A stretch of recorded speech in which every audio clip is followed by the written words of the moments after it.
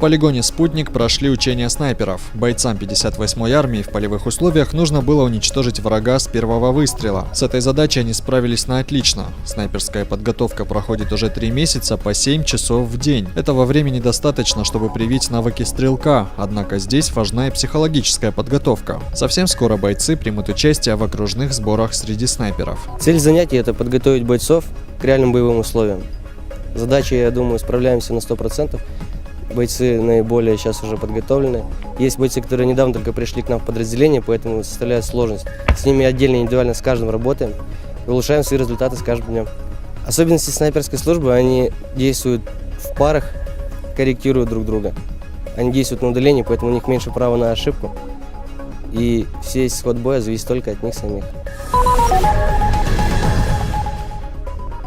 Обеспечение безопасности в новогодние праздники – главная задача всех правоохранительных органов республики. На ежегодном заседании антитеррористической комиссии Левобережной администрации Владикавказа обсудили алгоритм действий. В разговоре приняли участие представители детских садов, школ и рынков. Особое внимание уделили мерам по обеспечению безопасности в местах проведения новогодних и рождественских мероприятий для детей. Все точки будут под строгим надзором пожарных и полиции. Затронули и тему незаконной продажи пиротехники.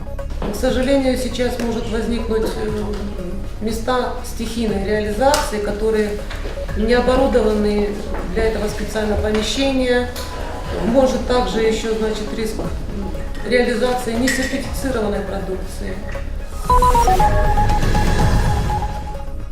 Студенты Горского аграрного университета организовали настоящий зимний бал. В бальных платьях и строгих смокингах они станцевали полонез и вальс. К самому красивому новогоднему событию ребята готовились около 3 недель. Зимний бал – это праздник для лучших студентов, отличившихся в науке, спорте и общественной деятельности. После конкурсного отбора только 48 счастливчиков попали на бал. Именно они стали обладателями премии «Золото ГГУ». На этом вечере у студентов была возможность пообщаться с потенциальными работодателями, руководителями государственных структур, представителями предприятий и ведомств.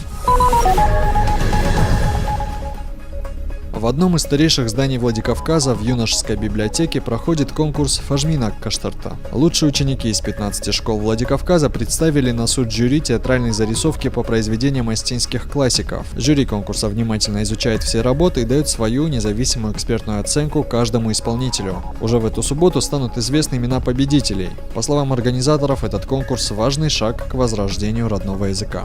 Этот конкурс проводится впервые по инициативе Суслана Засеева, сотрудника СОБРа, человека, который прям очень болеет за родной язык. Идею подал он, а мы ее воплотили в жизнь.